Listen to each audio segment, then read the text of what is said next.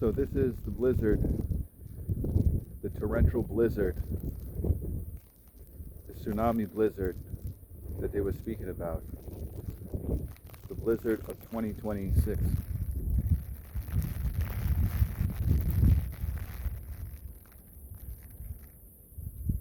And I can feel it's freezing.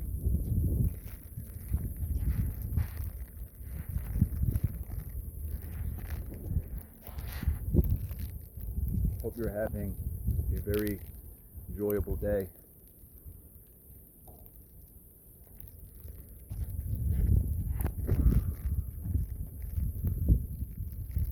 Yeah, this could be deadly.